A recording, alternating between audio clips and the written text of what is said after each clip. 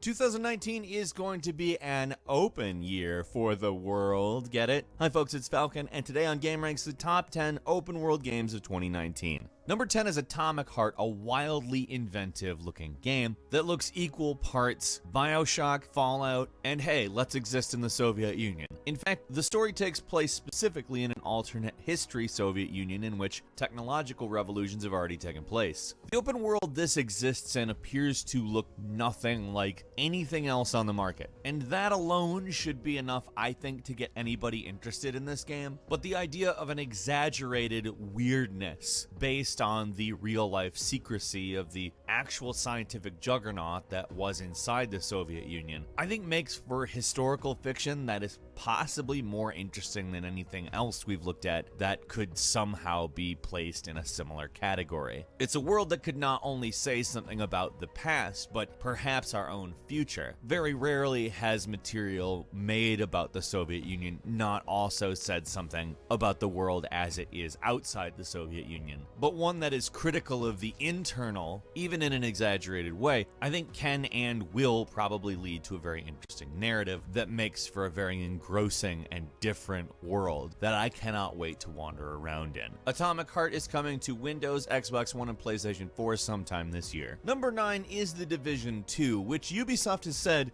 quote, "We've made the open world in Division 2 so alive." Now, I'm going to go ahead and say that's definitely marketing, but it's also a claim that when the game comes out, we can say is either true or false, and that's important. Ubisoft went on to say both enemy factions and the civilians will be out targeting different tactical locations, resources, acting on needs and goals. They really want to focus on making the open world feel kind of like a war zone rather than a place where you do objectives. Of course, that means a more unpredictable aspect to the way things work. And they said, running around the city is really interesting because you don't know what's going to happen around the next corner, and your actions helping the civilians in the world you'll see translate into them becoming more capable, but also their homes will become little fortresses.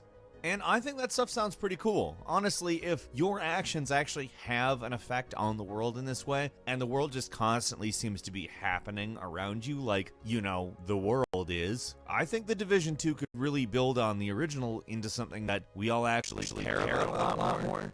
And that would be very good. Number 8 is Far Cry New Dawn, the first actual narrative sequel in the Far Cry universe, and a very interesting piece of work because, among other things, it is using a modified map of Hope County. Of course, it will be severely modified as it is post-nuclear apocalypse, which to me is quite an interesting prospect. We haven't really experienced the difference between pre- and post-nuclear apocalypse in the same location in any game. Fallout kinda gave us that a little with Fallout 4's intro, but I think this is along the lines of the Far Cry tradition. Using the same map for Far Cry Primal the way that they did, I think kind of translates to this, except for obviously this is going into the future. There's another thing they're doing in this game, which is expedition missions, which take place in different places in the country, meaning you're not going to be in Hope County the entire game, but it seems like these will probably play out as mini open worlds that you can go to and do other things, which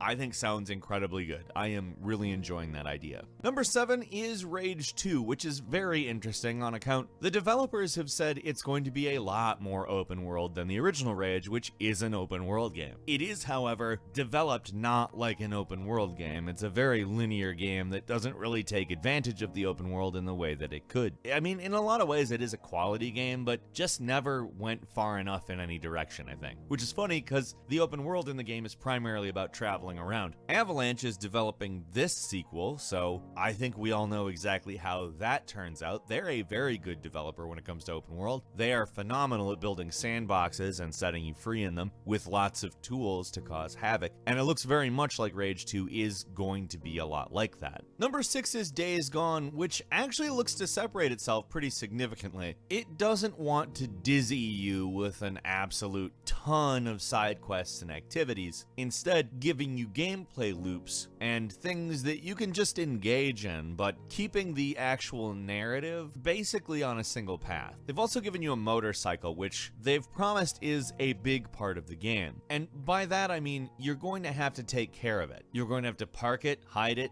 save it, and you can't like whistle to have the horse just come towards you. Wherever the bike is, that's where it is. You run out of fuel, you're gonna need to get some fuel and bring it back. It's not messing around. And neither are the hordes. The hordes literally just exist on the game map, and when you see a horde, you will have to deal with them in a lot of different ways. They aren't like scripted encounters, they just are on the open world, meaning you'll be dealing with the open world in a lot of variable ways. And that sounds really cool because these encounters look amazing. And obviously there will be scripted ones, but to have them just kind of possible at any time is going to give a nice feel to the world. Also, no loading screens, so that's good. Number 5 is Anthem, which is boasting a quote-unquote completely seamless open world. Now, they're certainly not the first to do it, but BioWare is going to be loading and unloading stuff just on a constant basis, so you can continually travel in any direction and never see a load screen. That's of course a very good thing, but what's cool to hear is they're talking about how this open world will gradually expand over time. Also, you'll see things like these storms they've talked about called Shaper Storms, which are supposedly world altering. So I have a feeling some of the stuff we've seen in, say, the Fortnite seasons that just utterly changes the world itself is something we might also be seeing in Anthem, albeit with a completely different style of gameplay. I think that's very cool. I have pretty high hopes for this, actually. I acknowledge it may be Electronic Arts, but I mean, if it's not, that would be great. Number 4 is Crackdown 3, which is actually coming out, which is astounding. However, the thing that we have to talk about is the open world. One of the big things this game has been touted for is the cloud destruction elements, which exist only in the multiplayer world. The single player world is about saving the city, and they thought, it might not be great to have the entire thing fully destructible. But keeping that in mind, when you're playing in multiplayer, it's a big world that you can destroy all of. And that's it. That's the full reason to buy the game. I'm sure the single player campaign is going to be great. I'm going to play it. I'll go through the whole thing. There's no reason not to. It seems like it's going to be a good campaign, but I want to level a city too. I think both approaches are probably relevant to their specific mode, and I'm very interested in both, but I'm really interested in destroying a city. Number 3 is Dying Light 2, which the open world is meant to really be part of the gameplay in a way that I think a lot of open worlds look at it as a location. We talked kind of about what a sort of unfolding world might be like when we were talking about Division 2, but Dying Light 2 has really set out a specific vision for what that might look like. The idea is to have an adaptive narrative where all of the things that you do completely change what factions, people, groups, locations, how everything is in the game. You could blow something up and it would just change how a society works, for instance. The idea is to make an open world with consequences, which is, in my opinion, a very interesting idea. Again, if they can deliver on it. Like I said with the Division 2, if they can deliver on it is a big deal. Simply saying the world is very interactive doesn't mean it is, and this is all obviously marketing for these games, but I mean, if you look at what we've seen of Dying Light 2, it is very cool looking. The first one's great, and what they've said of the second one sounds pretty good. Number 2 is The Outer Worlds, which Obsidian has been comparing to Knights of the Old Republic 2, and saying that technically it's not an open world game because there's 2 big planets. They both kind of exist in their own maps, but they technically work out like an open world, and if we're thinking about it, it's probably going to be a lot bigger, both of them, than a lot of traditional open world titles were as they were developing the genre. But it's interesting to see the kind of insight they're giving. They've also talked about how their intent is to make it very New Vegas style as far as exploration and interaction with the locals. This is honestly kind of my big game that I'm really looking forward to, so to see them kind of combine the aesthetics of BioShock and Fallout, put it in space, and talk about Knights of the Old Republic, they're kind of specifically like, hey, Falcon, this is something you want to play, isn't it? We know. And number 1 is, of course, Cyberpunk 2077, what looks to be the biggest open world game possibly at all, in terms of attention it will get. It may be the one that gets all of the attention forever, because they've taken a very condensed vertical approach to the open world. They're giving you as much as they can in the space that they are giving you, and that is very